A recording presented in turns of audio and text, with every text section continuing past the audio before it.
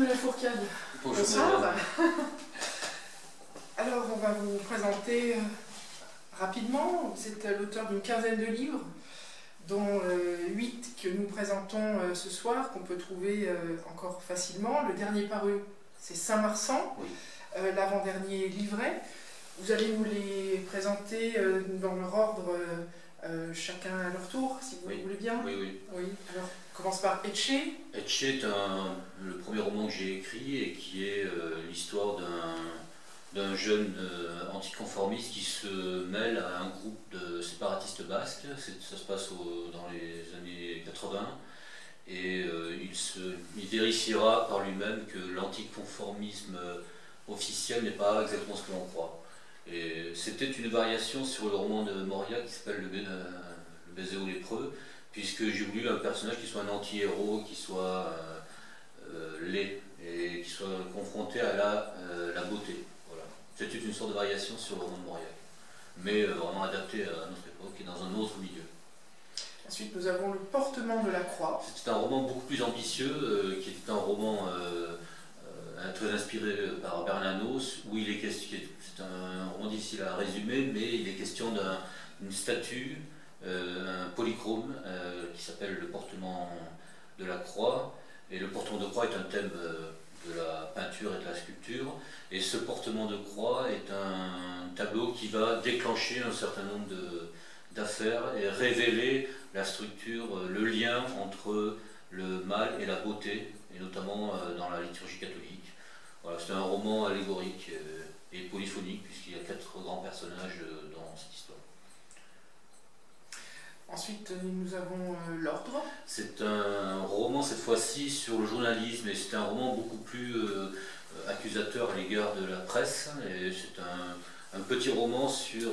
c'est l'histoire d'un journaliste qui se trouve en butte à sa hiérarchie. Et donc c'est le procès, en quelque sorte, à travers plusieurs faits divers, d'un journal qui pourrait ressembler au Monde, qui serait un mélange du journal Le Monde et de Libération.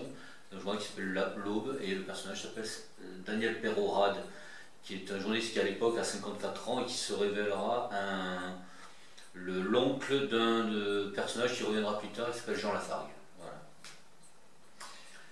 Dernier feu, conseil à un jeune écrivain.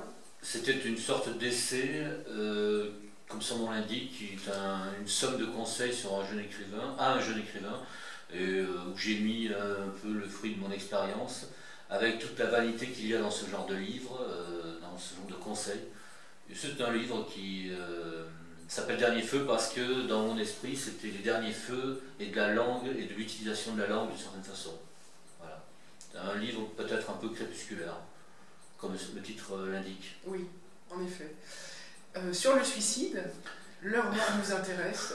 Après les derniers feux, après un livre crépusculaire, là c'est un livre sur le suicide, c'est une histoire du suicide, mais une histoire des meilleures façons de se suicider, des meilleurs motifs que l'on a de se suicider. Donc c'est un livre qui est à la fois une satire et un livre historique sur les la façon dont la conception du suicide a changé à travers les âges jusqu'à nos jours, avec les grands domaines où le suicide a été pratiqué, dans le sport, dans la philosophie, dans la littérature, qui se tue pour quelles raisons. Et comment. Et comment, bien sûr. Aussi. Oui. Il n'y a pas, contrairement à ce que je voulais, les meilleures techniques pour se tuer, puisque c'est illégal. Ah oui, tout à fait.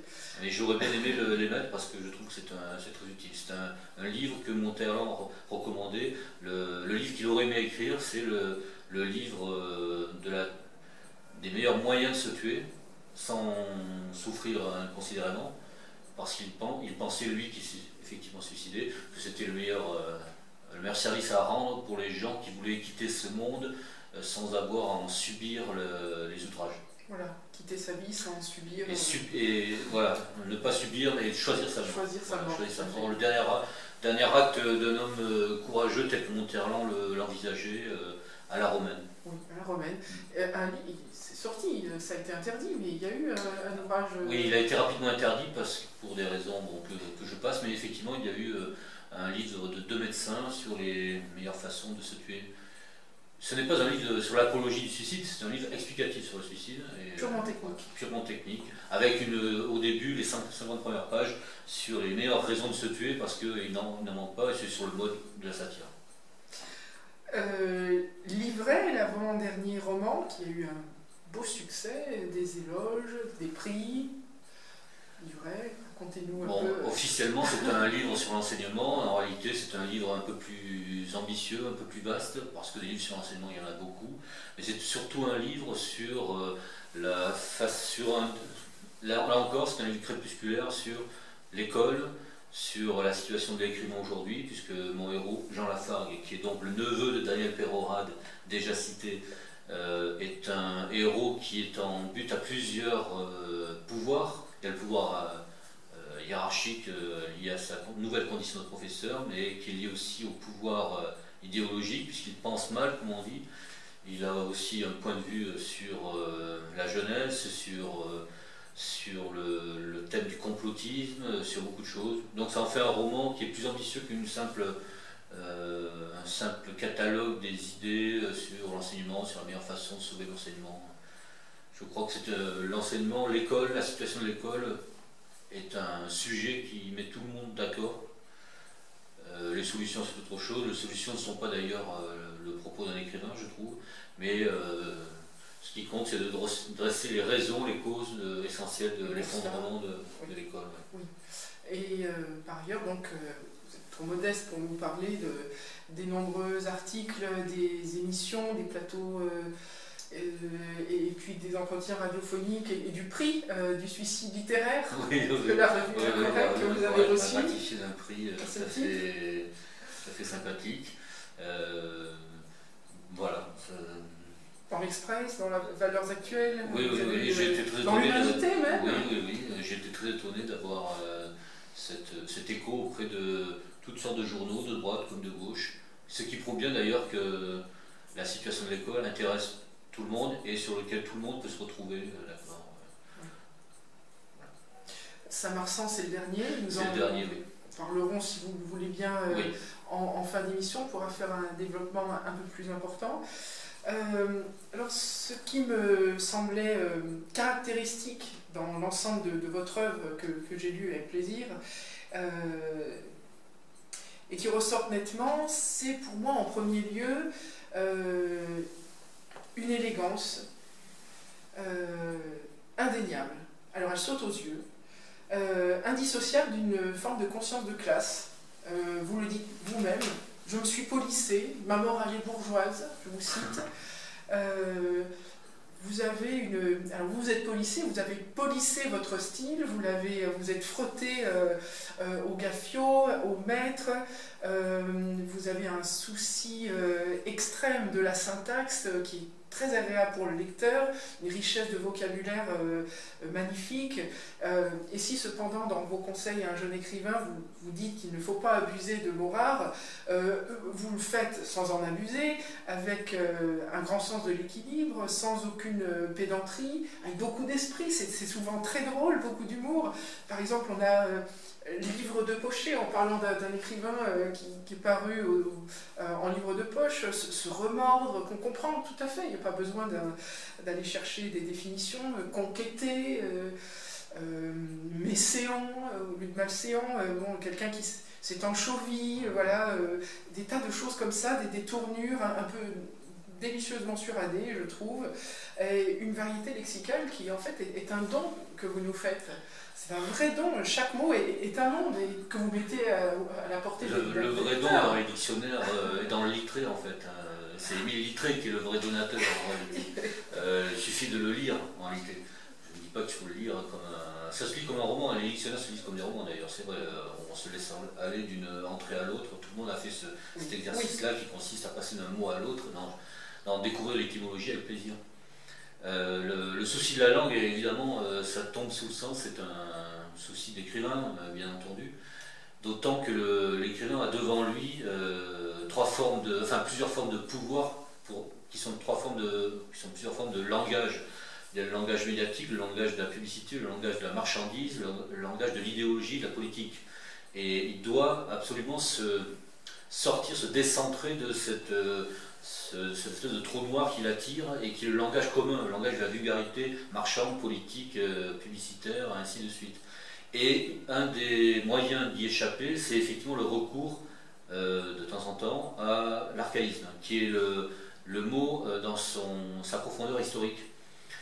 Et évidemment, je dis aussi dans Dernier Feu qu'il ne faut pas en abuser parce que les phrases en sortent relativement obscures. C'est pourquoi le plaisir de l'archaïsme est un plaisir qui se fonde dans un langage tout à fait contemporain. Sinon, je crains que ça donne lieu à soit de la pédanterie un peu artificielle ou gratuite.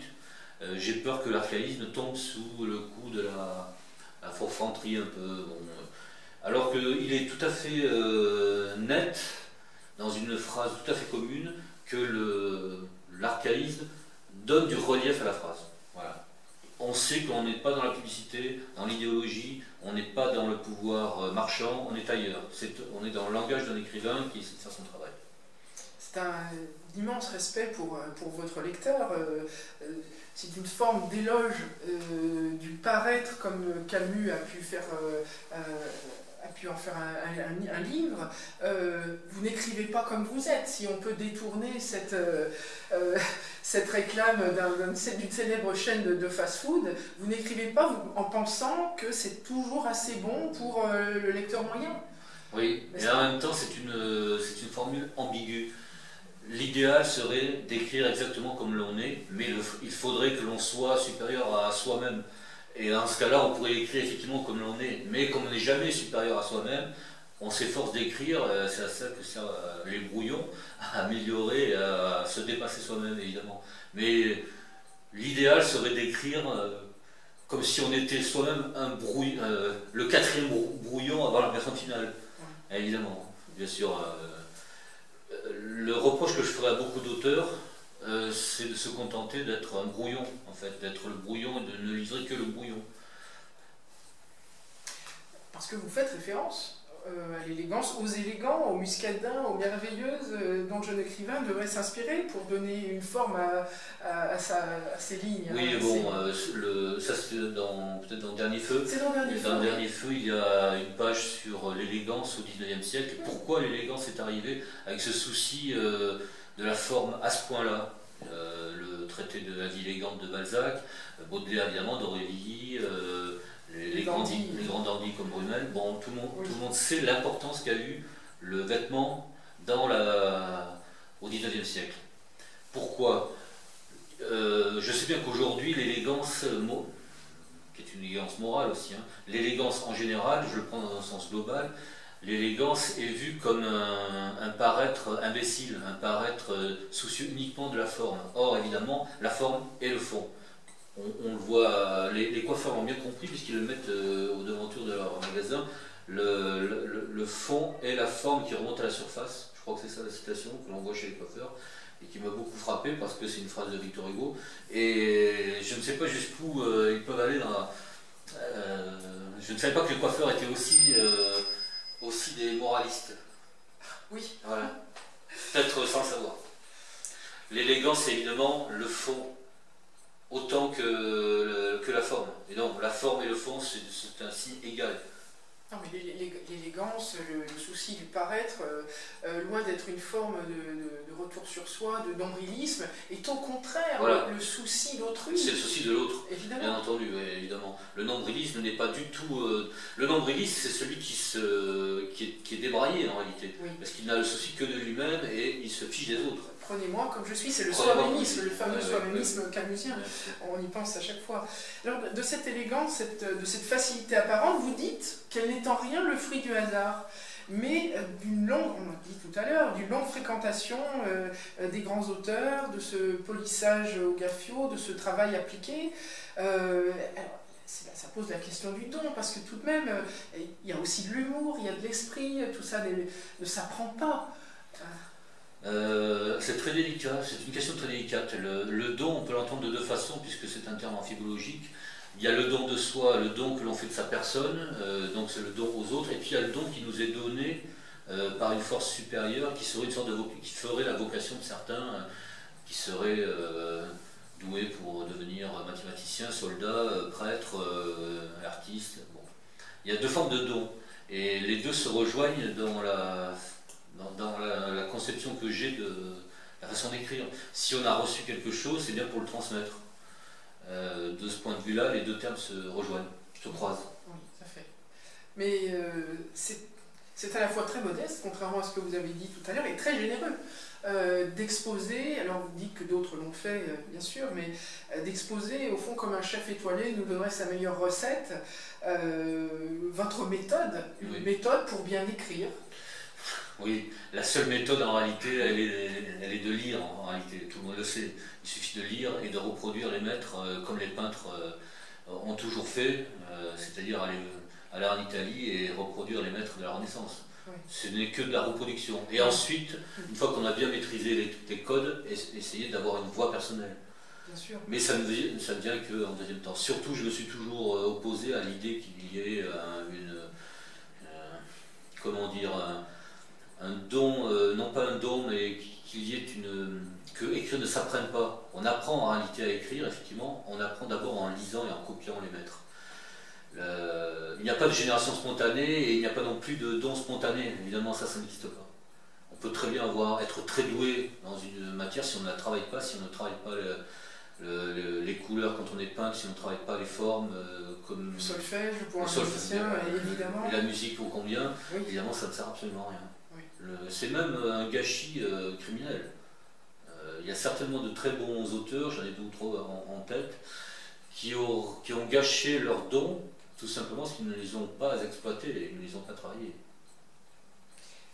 Cette soumission au maître, vous avez une belle expression, des tombeaux à fleurir, des morts à bercer, et elle est la soumission aussi aux règles du langage. C'est un trait, cette soumission, qui revient souvent sous votre plume. Vous parlez d'une sorte d'éloge de la servitude volontaire, de l'oppression libératrice sans laquelle rien de grand ni de beau ne peut se faire. Évidemment, on pense tout de suite à la soumission amoureuse, amicale également. Bien sûr, tout est soumission. Rien de grand ne se fait sans soumission, c'est bien entendu sans contrainte. Rien n'existe sans la contrainte. Rien de grand n'existe sans la contrainte. Oui, ça c'est un grand thème chez moi, dans la mesure où je crois qu'il y a une valeur d'époque qui est la valeur la plus dangereuse qui soit, c'est la notion de liberté. Tout le monde a voulu se libérer, à juste titre parfois ou non. Les femmes, les minorités, comme on dit bêtement, tout le monde a prôné la liberté à outrance. Mais en réalité, la liberté, c'est toujours intransitif dans ces cas-là, c'est-à-dire qu'on se libère, point. Mais ce qui importe, ce n'est pas d'avoir l'envie d'être libéré, c'est de se libérer pour une raison, c'est-à-dire que ce soit transitif. Et c'est pourquoi, de mon point de vue, je m'en tiens à l'idée selon laquelle c'est la contrainte qui libère. Je veux bien être libéré, mais je suis libéré par la contrainte. Voilà. Tous les gens qui ont pratiqué une discipline, comme son nom l'indique, la discipline implique qu'on réussit quelque chose, c'est-à-dire on se libère de sa... Physiquement, par exemple, quand on est un sportif, on se libère de son incapacité à progresser physiquement, on s'en libère par la contrainte physique. C'est-à-dire qu'il y a un rapport dialectique de la liberté à la contrainte, mais il n'y a pas la liberté tout court, ni la contrainte tout court. Abstraite. Voilà, ça c'est tout à fait intransitif, ça ne m'intéresse pas, et je trouve que c'est faux surtout, et c'est dangereux. On ne se libère de rien. Il y a beaucoup de... Prenons l'exemple de la libération féminine. Vous rencontrez beaucoup de femmes qui sont... on rencontre beaucoup de femmes qui sont effectivement libérées, c'est-à-dire qui se retrouvent dépressives, seules, à 50 ans avec un caniche, avec leur chat. Et voilà, c'était ça leur liberté. Elles sont libres d'être malheureuses en réalité. Je ne dis pas qu'elles doivent se marier, faire 3 enfants, 0,9, ou je ne sais pas ce qu'elles doivent faire, mais en réalité, je constate que leur idéal de liberté se résume à une solitude et une dépendance affective qu'elles n'arrivent pas à résoudre, très souvent. C'est tout de même à considérer dans la notion de liberté. C'est une liberté donc tout à fait relative, qui se retourne contre celui qui la cherche. Oui. Et c'est une grande leçon en fait pour tous les prétendus insoumis de tout acabit, à qui vous mettez de bonnes corrections dans beaucoup de vos ouvrages, qu'il s'agisse des nouveaux moralistes, dans vos nouveaux vertueux, avec une galerie de portraits truculente, les journalistes, hein, dans l'ordre, par exemple, on a page 94, je crois, il y a une belle citation. Et pendant que vous cherchez, je précise que Les Nouveaux Vertueux est un livre qui n'est pas ici, mais qui est un pamphlet sur, vous l'avez dit, les nouveaux moralistes, qu'ils soient journalistes, acteurs, animateurs de télévision, et qui confondent, qui n'ont pas compris que la vérité et la vertu sont la même chose. Ils ne peuvent pas prétendre à la vertu s'ils mentent, s'ils faussent les citations, s'ils accusent les autres d'avoir fait des choses qu'ils n'ont pas faites, etc. Oui. C'était déjà en germe dans ce petit livre, dans l'ordre, effectivement. En effet, oui, puisque là, vous dites... alors, il s'agit d'un professeur qu'on accuse de pédophilie, qui envoie un droit de réponse à un journal, et qui dit, curieusement, en relisant l'interview que j'ai donnée, je reconnais les paroles que j'ai prononcées, et pas leur intention. C'est une drôle d'impression que de lire des phrases qui ne vous choquent pas et une construction qui les présente de telle façon qu'elles deviennent choquantes. Les mots sont utilisés, mais le sens en est changé. Oui, c'est ça, voilà, c'est exactement ça. Fabuleux. Bon. On reconnaît ses propres mots. Vous soulignez évidemment l'irresponsabilité des journalistes, hein, qui sont capables de détruire d'un trait de plume une carrière, une réputation, l'anathème banalisé. Mais de l'autre côté, la défense de la vertu outragée, hein, c'est toujours ça. Qui prouve bien qu'il y a une contradiction entre leur conception de la vertu et leur conception de la vérité. Pour eux, ça ne se rejoint pas, alors que ça doit se rejoindre, ce sont presque des synonymes. Vertueux et vrai sont presque synonymes, en réalité. Vous-même avez côtoyé le milieu du journalisme? Indirectement, oui. J'en ai beaucoup connu, et j'ai beaucoup lu aussi sur les journalistes. Il y a un livre qui m'a beaucoup frappé, qui concernait le journal Le Monde, La face cachée du monde, où l'on voyait à l'œuvre les principaux dirigeants du monde et ce qu'ils ont été capables de masquer, de fausser, uniquement par idéologie. Surtout l'un de ces dirigeants-là, qui est une de mes bêtes noires, que j'ai transformé en curé dans un des romans, d'ailleurs. Il porte son nom. Mais je ne le dirai pas, c'est au lecteur de la découverte. Je veux dire que lui, c'est mon préféré. Ah, parmi les nouveaux vertueux, je pense que c'est lui il est aussi dans les nouveaux vertueux, évidemment, il est partout. Bien sûr. C'est son slogan d'ailleurs, je suis partout. Mais je ne le sais pas. Je ne sais pas. Alors vous pourfendez ces nouveaux vertueux, mais aussi les nouveaux commandements, ce qu'on peut prendre comme les nouvelles tables de la loi. La liberté, vous en avez parlé tout à l'heure, liberté abstraite, hein, liberté avec un grand L. L'égalité, on pense tout de suite à ce journaliste qui préfère écrire dans la presse sportive, tout simplement pour se libérer de ce mythe de l'égalité.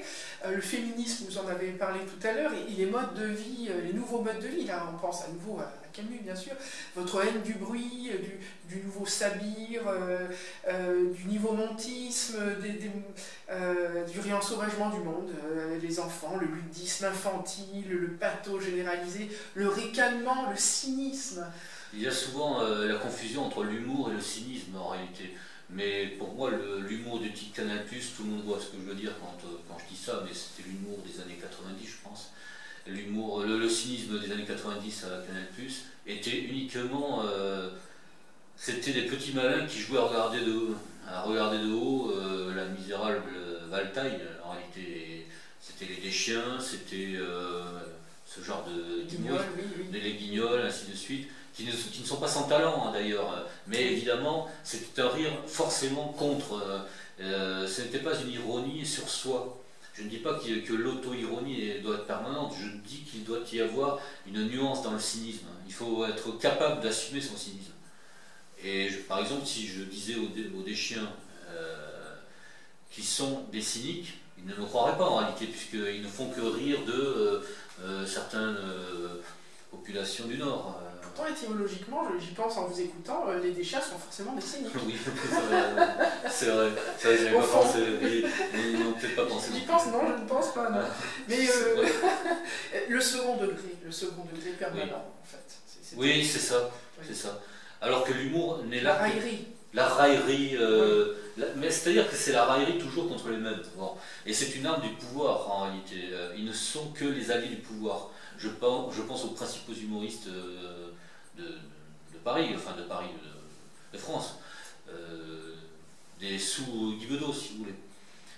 Le fameux chroniqueur qui vient là faire sa minute au micro de France Inter pour dire combien il est malin de se moquer de mariage pour tous, ou enfin des manifestations, des gens qui ne lui plaisent pas, bon évidemment. Tout ça, d'abord, c'est pas drôle généralement, c'est un humour tout à fait frelaté, et en plus c'est au service du pouvoir, et il ne peut pas y avoir d'humour s'il y a une mise au service du pouvoir en réalité. L'humour est forcément une attaque. Molière s'en prend à la bourgeoisie qu'il trouve ridicule. Il s'en prend aux médecins qu'il trouve charlatans. Il s'en prend même aux religieux lorsqu'ils sont des tartuffes. Il s'en prend à des figures du pouvoir. Il s'en prend à la pédanterie. Oui. S'attaquer à l'église de nos jours, c'est s'attaquer à, voilà, à une ambulance. Molière n'a plus de lieu d'être en fait. Bien sûr. Molière n'écrirait plus contre l'église évidemment. Il écrirait à la rigueur contre l'islam, il écrirait contre Emmanuel Macron, il écrirait contre les petits bourgeois qui font la loi dans les mœurs. Il écrirait contre ce que j'ai appelé la gauche ONE, les palestinistes au carré, quoi, vous voyez, ce genre de personnages, il écrirait contre eux, évidemment. L'humour est une arme qui ne peut pas se retourner uniquement contre les mêmes, c'est-à-dire contre les plus faibles. Oui. Sinon, ce n'est pas de l'humour, c'est du cynisme. Alors, personnellement, j'ai été très sensible à un autre aspect de votre œuvre, qui est votre sensibilité particulière à l'usure des choses. Oui. Une belle citation, la ruine devrait être le sentiment qui me sera resté le plus fidèle. On pense tout de suite à cette société liquide, Zygmunt Bauman, là où tout passe, rien n'offre de prise, tout est à recommencer chaque matin. Vous parlez, vous, de l'océan qui seul demeure. C'était très touchant. Sauf que j'ai bien peur que même l'océan ne durera pas. C'est ça le problème. Il y a un rocher, alors le rocher dans l'océan. C'est ça, oui. Le sentiment que rien ne dure est le sentiment de l'effritement qui côtoie le sentiment de l'effritement des jours et des ans et de la vieillesse, bien entendu. C'est un sentiment naturel et en même temps qui est accéléré par le sentiment que le langage n'est plus respecté, que les mœurs se dégradent, que les bâtiments s'effritent sans qu'on les restaure, ou quand on les restaure c'est affreux, et ainsi de suite. Le sentiment que la perte des jours est équivalente, est égale à la perte de l'endroit où l'on vit, de l'immeuble, de la pierre, que tout est sali. De nos repères. Oui, c'est ça. Oui. Et oui, c'est un sentiment qui m'habite très souvent. Oui. Bruno Lafourcade, dans le résumé, vous posez la question de l'identité. Oui, c'est certainement une question qui m'intéresse au plus haut point. Que signifie être un auteur dans un monde où la littérature ne joue plus le rôle qu'elle jouait autrefois? Que signifie être un homme par rapport aux femmes libérées, aux femmes qui se sont libérées? Que signifie être un hétérosexuel au milieu de la multiplication des genres? Que signifie être un homme blanc de 50 ans, hétérosexuel, au milieu d'un monde qui conteste et qui a même remporté la victoire symbolique sur ces trois valeurs que sont l'homme blanc de 50 ans, hétérosexuel, évidemment. La question de l'identité est une question qui me travaille depuis longtemps, mais je m'en aperçois après coup, je vois que c'est le thème central de tout ce que j'écris. L'homme blanc de plus de 50 ans est une espèce en voie de disparition. Oui, c'est ça, on pourrait considérer qu'il faudrait en appeler à une écologie naturelle, une écologie humaine, où l'homme blanc de 50 ans serait une espèce protégée, en effet. Oui. Alors, comme convenu en début d'entretien, je vous invite à nous parler de votre dernier ouvrage, donc Saint-Marsan, paru aux éditions Terre de l'Ouest, paru tout récemment. Oui, il vient de paraître. j'ai repris le personnage central du livret qui s'appelle Jean Lafargue, qui est un homme de 50 ans, une cinquantaine d'années en tout cas, et qui revient, qui quitte la banlieue bordelaise où il a enseigné pendant un an pour revenir dans son village natal. Il avait quitté son village natal qui s'appelle Saint-Marsan, qui est donc le personnage central du roman. Il l'avait quitté parce qu'il le trouvait mort, ennuyeux.